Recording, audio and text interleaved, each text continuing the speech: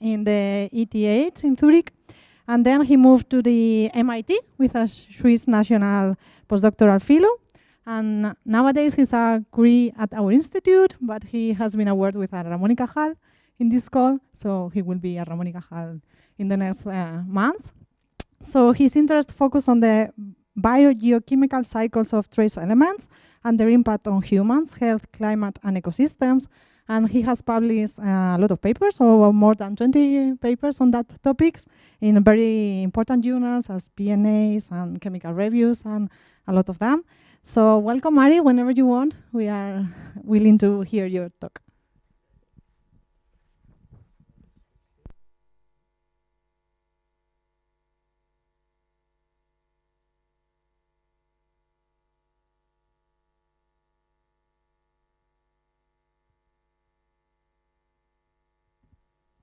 Perfect.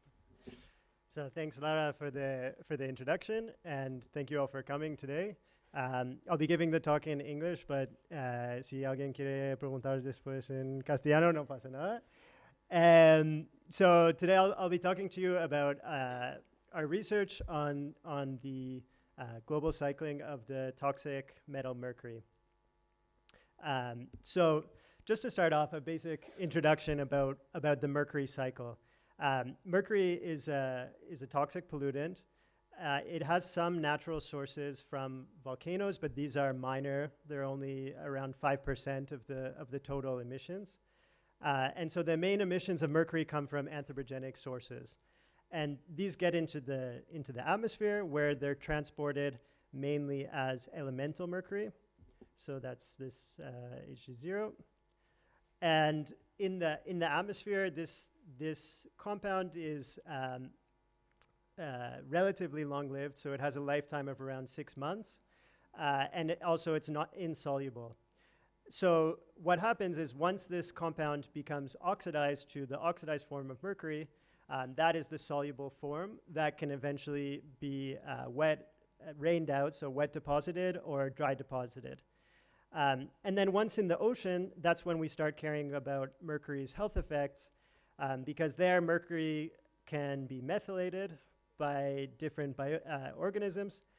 And this methylated form of mercury, methyl mercury, that's the compound that actually accumulates in organisms and biomagnifies through the food chain.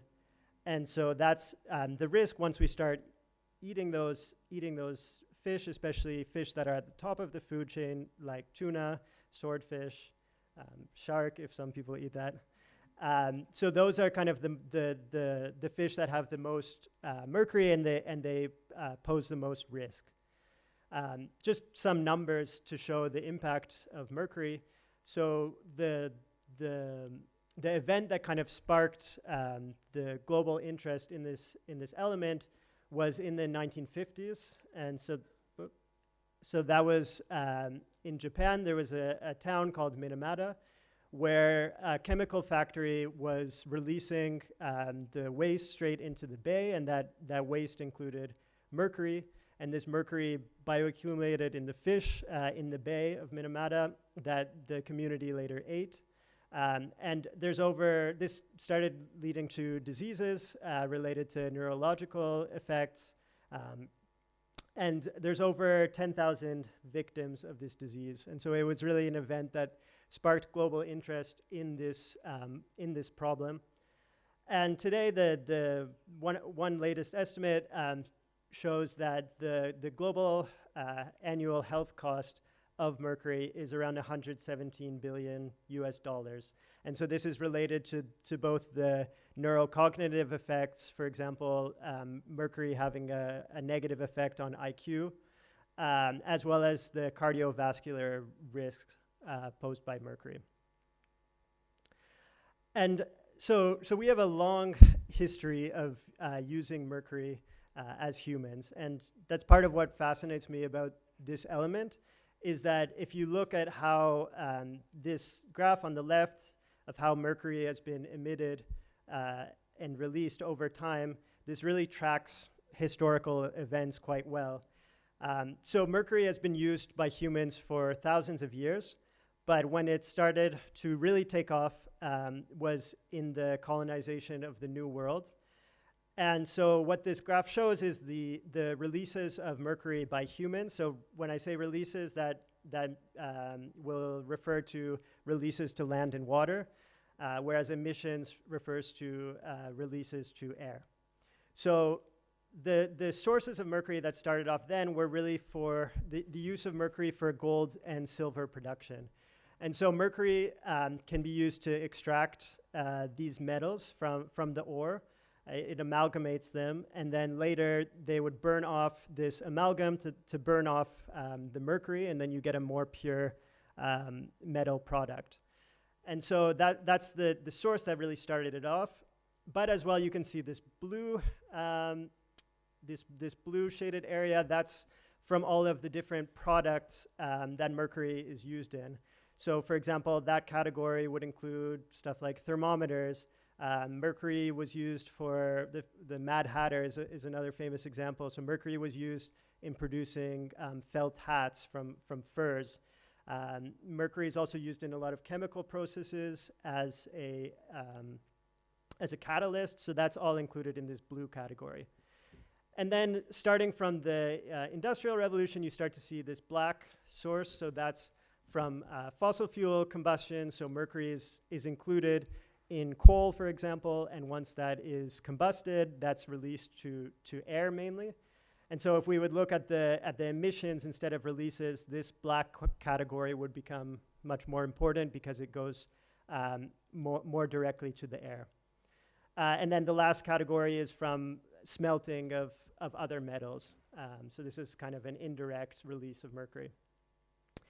And so when mercury gets released into the air or into land and water, it continues to circulate for around 1,000 years. And so that's what this plot on the right is showing. This is a modeling study that was done looking at what would happen to a pulse of mercury released into the atmosphere. And so what you see here is it has this initial lifetime in the atmosphere of 6 months around. But then it will continue to recycle in the surface environment, so through soils, vegetation, and through the ocean for around 1,000 years until the ultimate burial of mercury, which is through burial in marine sediments. And so all of these historical sources of mercury, a lot of them continue to circulate in the environment. That's why we call it often this legacy mercury, because what looks as natural emissions of mercury from the ocean and from soils, this is actually mainly historically anthropogenic mercury that's continuing to recycle through the system. And so we're sort of stuck with a lot of these historical releases until they ultimately get buried. I just wanted to highlight here kind of the staggering impact that humans have had on this cycle. And so this is from a review study that was done looking at different modeling studies in the literature, as well as different natural archives like ice cores and peat cores, where the history of mercury deposition is recorded. And so if we look at how humans have affected this elemental cycle in the atmosphere, the concentrations have increased by a factor of around 5 to 6 compared to the natural state. And so if we think of the carbon cycle, which is another cycle that is very present in the news and in thinking about climate change, if we compare that to CO2, the factor in the atmosphere is around 1.5. So mercury is an element where there was really not that much of it in natural times, and we have increased this by quite a bit in the atmosphere. In the ocean, we've increased the surface concentrations by a factor of 3 to 4, and in the intermediate oceans by around 25%. And this is a bit of an aside, but Spain also has a very important role in the history of the mercury cycle. So one of the most important, or I would say the most important mercury mine in the world is located in Almaden in Ciudad Real. And so this mine was very important during most of the time of the Spanish Empire. It started actually in Roman times and continued until 2002, which was when Europe had a ban on mercury mining.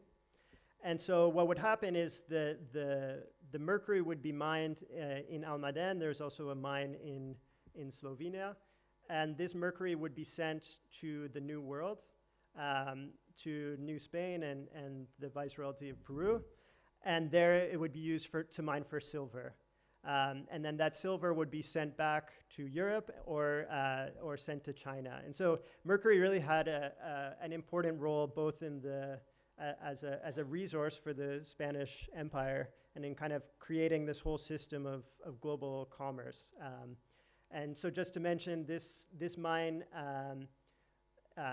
is the source of around 1/3 of the total all-time supply of mercury. And so it's really unique. And then I just find this super interesting. So this importance continued in the 20th century. So here, this is from the exhibition, the International Exhibition in 1937 in Paris. So this was during the Spanish Civil War.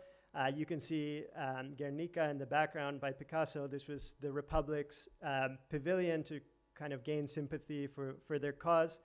And at the same time, you see this statue by this sculptor, Alexander Calder, which is the mercury fountain. So this was dedicated to the miners in Almaden because Almaden was then a very important resource for the Republic in terms of finances. And yeah, I mean, sorry, you can see now in the Juan Miró Museum in Barcelona, there's this sculpture is currently located. So if you're ever there, I really recommend it because it's just fascinating to see. What kind of shocks me is here it's completely open to air. And everyone visiting the pavilion probably left with some mercury in their lungs. Now it's completely enclosed. But yeah, so what is the global community doing to combat this issue? So in 2013, the Minamata Convention was signed. This is a global convention that entered into force in 2017. And so it's really a global in the fact that there's 153 parties which have ratified this convention. And so the convention contains different measures. Some of these are to combat the anthropogenic releases of mercury. So here, this shows what the most important emission sources are. Right now, the most important emission source that's estimated to be around is from artisanal gold mining. And so this is kind of continuing, but on a smaller scale, the kind of historical mining methods, so of using mercury to extract gold and burn this off. But now this is mainly happening in developing countries where it's a very unmechanized process, but it's considered to be the biggest source of mercury to the atmosphere.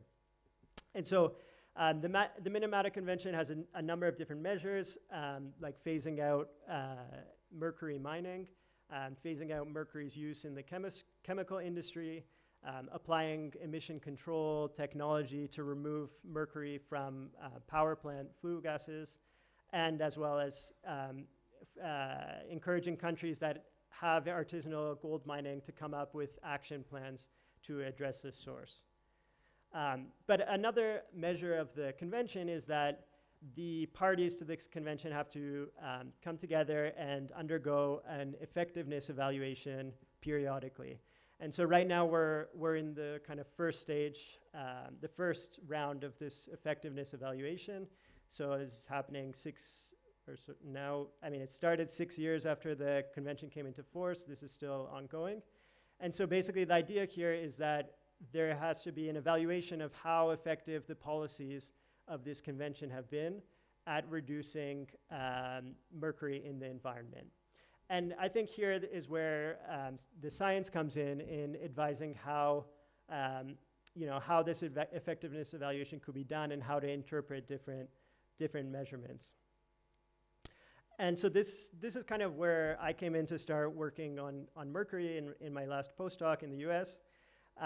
And when I started, there was a clear kind of contradiction that came up looking at what the different indicators that this effectiveness evaluation could look at.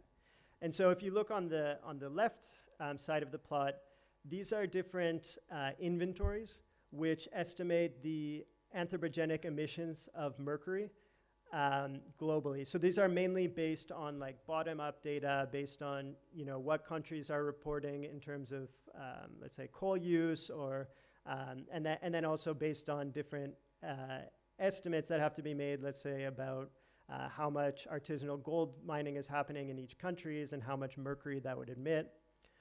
And so here what you would say is, okay, the convention was signed here in 2013, and emissions still continue to increase afterwards. So if you look at the left part of the graph, you'd kind of say, okay, maybe the convention hasn't been so effective since its signing.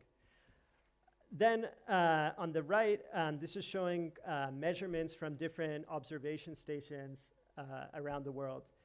So atmospheric mercury in its elemental form, this is measured through actually pre-concentration on gold traps, and then you heat up these gold traps to release it and measure it through fluorescence spectroscopy. And so it's a commercial instrument. There's maybe around 50 stations globally that can measure atmospheric mercury. And if you look at these measurements in different locations, they all seem to be showing decreases. Even the ones in East Asia, which is where some of these inventories show very strong increases in the mercury emissions. These have also shown decreases. If you look at the southern hemisphere sites, you don't see much of a decrease, but you also don't really see a strong increase. And so this is kind of like a contradiction, because how could the emissions of mercury be going up while at the same time these trends in the concentrations in the atmosphere are declining? And so, I mean, if you would look at the right, you would say, okay, the convention is doing a good job at decreasing emissions, but at the right and the left side, you would have a more pessimistic view. And so, in this project, we wanted to look at how whether these emissions trends could be compatible in any way with the observations that we were seeing. And so this is where the methods that we use come in. And so what I mainly use is an array, different types of models, both statistical and process-based models. And so the idea here is you have the monitoring data. This is from a number of different stations worldwide. It's very heterogeneous in that the stations all cover different periods, and there's seasonality, and there could be local effects. And so somehow we have to kind of condense that information and then use models to kind of try to separate out the different factors. So how much are global emissions driving these trends? How much are more regional emissions driving these trends? And also the impacts of other factors in the environment, like meteorology, chemistry, and more. And so in this project, this is a paper we published in PNAS. So what we did was we collected the data from 51 stations in the northern hemisphere, and we focused on the northern hemisphere because that's where most of the emissions have historically happened, and also because there are much more, there's a much denser observational coverage there. And we used a statistical technique called linear mixed effects modeling. And so the idea here was to combine the information from different sites within one region to kind of come up with an overall trend for each region that we could then analyze with our model. We used two types of models. We used a two-hemisphere box model. So this can cover you can do many more simulations with the box model. It's a much more simple model. So we could run hundreds of thousands of different scenarios to analyze the trends. And then we also did some simulations with a global atmospheric chemistry model that fully resolved the transport. So here's showing an example from one region. You can see here, this is the Eastern North America region. And so you have different sites which measure at different times. And what we do with the statistical method, with linear mixed effects modeling, is basically you have an overall trend for the region, but you allow each site to have a slightly different intercept and slope. And so we could come up with an overall trend for each region. And when we look at that, now not just for Eastern North America, but all the Northern Hemisphere regions, all of them show a decrease. So it's clear from the observations that mercury in the Northern Hemisphere is decreasing. I'll just say only one region showed a slight increase. This is just based on one site in that region from the Arctic. And so there might be some different processes going on there. But in general, we're pretty confident that that the mercury concentrations in the Northern Hemisphere have been declining over the past 15 years. And we could calculate a trend for that then we could try to analyze with the model. So basically, what we were trying to do with this box model is to see what anthropogenic emissions trends could be compatible with this observed trend that we found from the measurement sites. And so what we did is we tested hundreds of thousands of scenarios in this box model. Yeah, I won't go too much into this, but basically this model, covers different parameters for the interhemispheric exchange of mercury, for the deposition, for the emission, and for the chemistry. But it's only resolved in terms of different hemispheres. But the nice thing is that we could test a bunch of different trends options, and as well, we could test different assumptions for its biogeochemical behavior. And so what we were trying to answer is there any way that we could reconcile what the available bottom-up inventories are showing of this increase with this decrease we're seeing in the observed trends? So to start out, we looked at a trend. So if we would use an emissions trend that is coming from the anthropogenic inventory, this streets inventory, which shows an overall change of 510 megagrams between the year 2005 and 2010. This blue histogram is what the model predicts the range in trends would be. And so basically, and this black bar shows where the observations are in terms of the trend. And so basically you see there's no overlap. Based on what the inventories are saying, you would expect an increasing trend in mercury concentrations given all the uncertainties that we have. But the observations show a clear decrease. If we show then a constant emissions trend, this has very little overlap. And then if we get to a decreasing trend of 140 megagrams, then all of a sudden we get what could be considered a statistically significant overlap, 5%. And then if we would have a stronger emissions decrease, we have a much better overlap with what the observations are showing. And so what we concluded from there is that the emissions likely decreased by at least 140 megagrams per year, whereas the inventories at the time were showing increases of 510 megagrams per year. And so we concluded that the current inventories are likely not accurate in capturing the trend of emissions. And talking with some of the people that build these inventories, they seem to also think that there could be missing sources in these inventories, or perhaps the uncertainties of estimates of certain sources could affect their trend there. So then we started to think about, okay, so if there's this clear discrepancy between what the bottom-up emission inventories are saying and the observations, could there be any other environmental factors that could explain the declines we're observing in mercury that we haven't yet looked at in our model? And so we could think of a lot of different factors that would actually work in the other direction of increasing the mercury trends. So factors affected by climate change, for example, with climate change, permafrost melts, this releases mercury, so that goes in the other direction. Also in the ocean, mercury becomes less soluble as it warms, and there's also less sea ice that could allow more mercury to be released over time. There's enhanced, perhaps over this period, there's enhanced biomass burning emissions.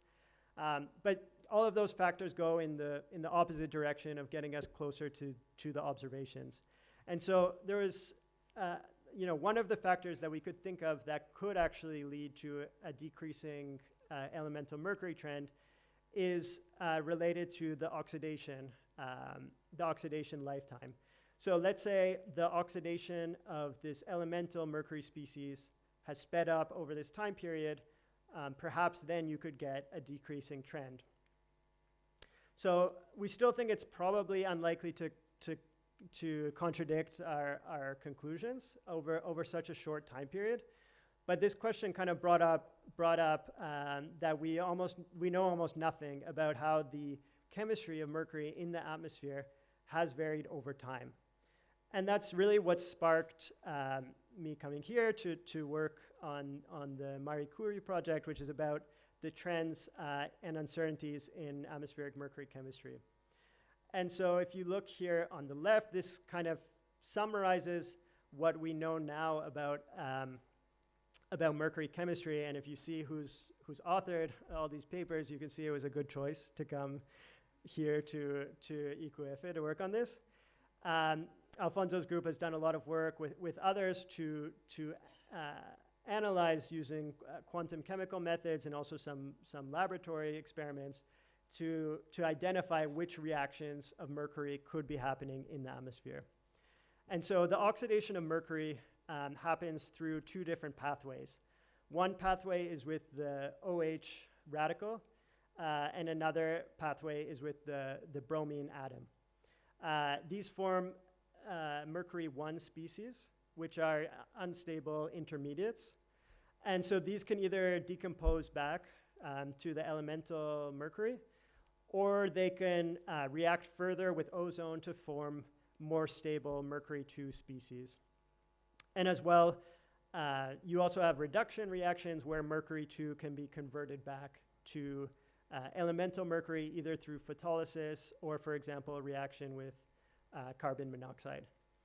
And so looking at this mercury, at the chemistry going on with mercury, what we noticed is that there's a lot of different species here. For example, carbon monoxide, that's a species that's emitted by anthropogenic sources. And so the question is, what kind of effect has emissions and changes to these other species over time had on mercury oxidation? So two examples here of two of these oxidants. For ozone and for the hydroxyl radical, these are different, a mixture of different modeling and measurements, estimates of their trends over time in the troposphere. And so these have shown that since the pre-industrial period, the concentrations of ozone and OH have increased.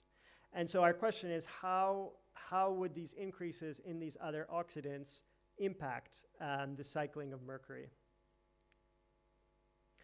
So in Alfonso's group, they use a chemistry climate model called WACOM. And this is really a unique tool for exploring the mercury cycle. So it's as a chemistry climate model, basically what it is it has a base climate model where this covers all of the dynamics of the atmosphere, the meteorology, winds, and so on. And so one part that deals with all of the transport in the atmosphere. And then coupled to that, you have a chemical model, which includes the main chemical reactions in the atmosphere. And so you solve those at both times, and you can estimate then the transport and transformation of chemical species on a grid resolved basis. And so these models have a horizontal resolution of around something like 200 by 250 kilometers. So they're pretty big grid boxes, but they cover the whole world, and they go up to they cover the whole atmosphere up to 140 kilometers altitude. And so this model is quite unique because it includes not only kind of the standard chemistry, but also short-lived halogen chemistry. And as we saw before, bromine is expected to be one of the most important mercury oxidants. So this model has 62 reactions of mercury included. And what we wanted to do to start with to address this question of how mercury oxidation chemistry could have changed over time is we looked at two different periods. So one is the pre-industrial period from 1850 is defined as pre-industrial, and then the present day period, so during the 2010s. And we chose these two periods to start out because it's kind of a standard in the field to compare pre-industrial and present day. There's probably there is a big difference in the composition between these two different periods. And as well, there already are emission estimates available for these two different time periods. And so we use mercury emission data for these different time periods that are available. And we can also evaluate how well the model does at reproducing different observations. So I show here just two examples that we compare against measurements of concentrations and as well as measurements of rainfall, mercury and rainfall deposition fluxes. And this is kind of the agreement that's expected in the fields for this kind of global model. So we're kind of within, what other models show in terms of their agreement with other measurements, which is good to see. And so what we're interested in looking at is how the chemical lifetime of mercury changes between these two periods, between pre-industrial and present day. And so we use this chemical lifetime. You can think about it like how long, on average, elemental mercury will last in the atmosphere before oxidizing to mercury 2. And so what this map is showing is the change between pre-industrial and present day. So all the blue areas are showing where mercury oxidation is faster in present day compared to pre-industrial, where the oxidation has sped up. And the red is showing where it's slower. So what was interesting for us is to see how kind of different this was between the different hemispheres. In the northern hemisphere, especially in the tropical areas, the chemistry becomes much faster, 16% faster on average. And in the southern hemisphere, it goes in the other direction. So in present day, the oxidation has become 20% slower. And on a global scale, this kind of averages out so that the global lifetime is not too different. We're interested in unraveling what the mechanisms are that drive this different behavior in the different hemispheres. And so what happens is in the southern hemisphere, on these maps on the left, this is showing the concentration of the bromine atom. And this map below shows the change between pre-industrial and present day. So the bromine atom, which is very important in the Southern Ocean region, this shows a big decrease between pre-industrial and present day. And the reason for this is because as you go from pre-industrial to present day, you have more ozone, which converts this bromine atom into BRO. And then as well, you have other anthropogenic species like nitrogen oxides, hydrogen oxides, and volatile organic compounds. that convert this BRO into unreactive reservoir species. And so basically in present day, this bromine atom is kind of becoming hidden in these reservoir species. And so it can't find any mercury, elemental mercury to react with because it's getting pushed more in that direction. Whereas in the northern hemisphere, it's really the OH pathway, especially in the tropics and subtropics. This is really where OH is the most important. And if you look at the change between pre-industrial and present day, this is again mainly within that region of the tropics and subtropics. And so here what's happening is as you increase both OH and ozone, I'll start earlier. So in one of the anthropogenic emissions, anthropogenic activities emit nitrogen oxides and volatile organic compounds. These react to form ozone, and so that's why we're getting this increase in ozone. And then ozone is a precursor of OH, hydroxyl radicals. And so with this increase in OH, you accelerate this pathway, which is the oxidation of elemental mercury to mercury 1.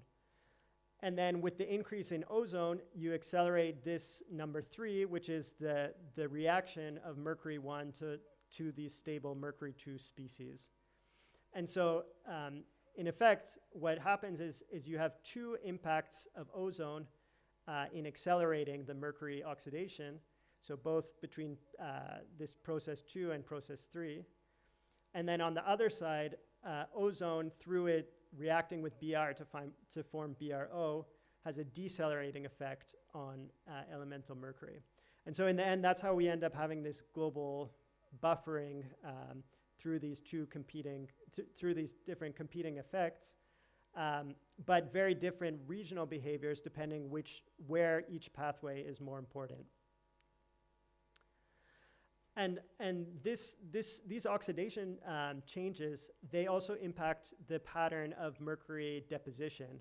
And so what this map shows is how the changes in atmospheric composition alone, so ignoring any changes in emissions from pre-industrial to present day, only due to chemistry changes, how this affects mercury deposition. So in these red areas, that's where you have faster oxidation. So now more mercury can deposit in these ocean areas here. And the blue areas show where deposition is decreased in present day due to chemistry. And so when we looked at this map, it kind of gave a deja vu to another paper that was published this last year.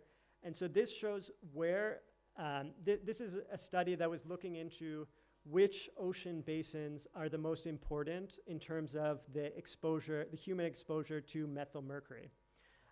So this is determined both based on where you have methylation of mercury and also where you actually have the tuna fisheries, basically, which are the main source of methylmercury.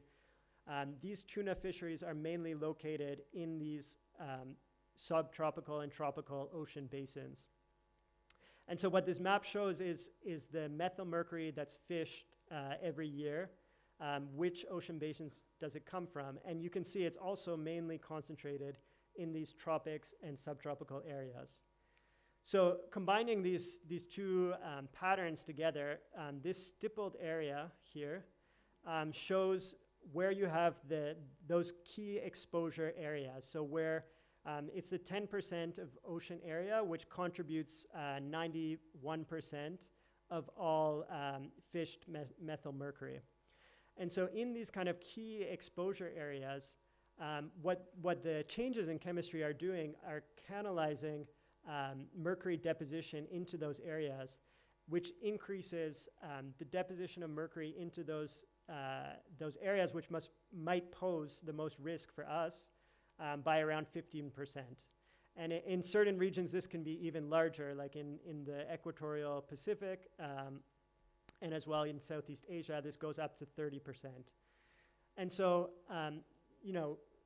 we've known for a while that, mercury emissions since the pre-industrial until now. That's what's raising the risk of mercury consumption in tuna. But what's really new here is that this influence of atmospheric chemistry between pre-industrial and present day in how that could aggravate the mercury exposure risk by pushing deposition into the areas where tuna is most fished. So another impact that the chemistry might have is on how we interpret different natural archives. So here showing again this map of how atmospheric chemistry impacts deposition. What you can see is that in present day, because you have faster oxidation in the northern hemisphere, tropics and subtropics, less mercury can be transported all the way to, for example, Antarctica.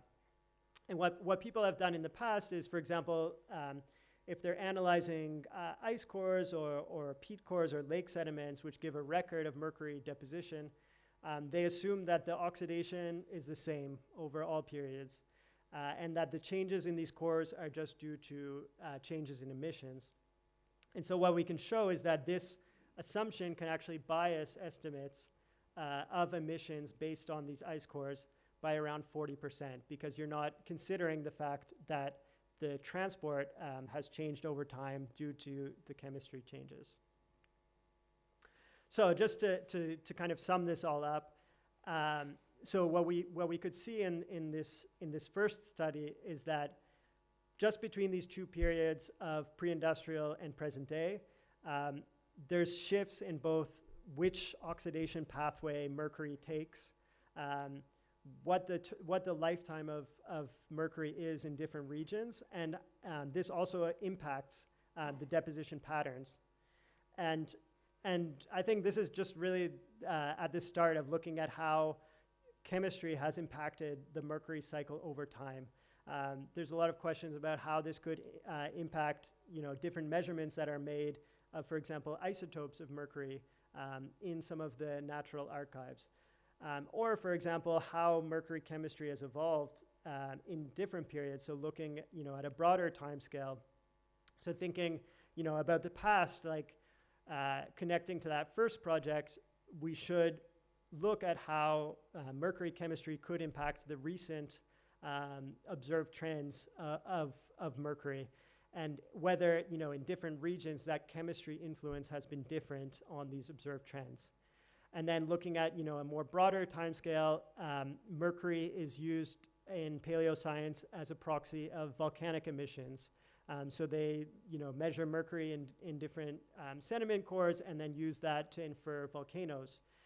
But during these different periods, the atmospheric composition has changed drastically. And so I think it would be interesting to think about how, what implications there could be by different, changes in the mercury lifetime in terms of how to interpret this proxy. And then as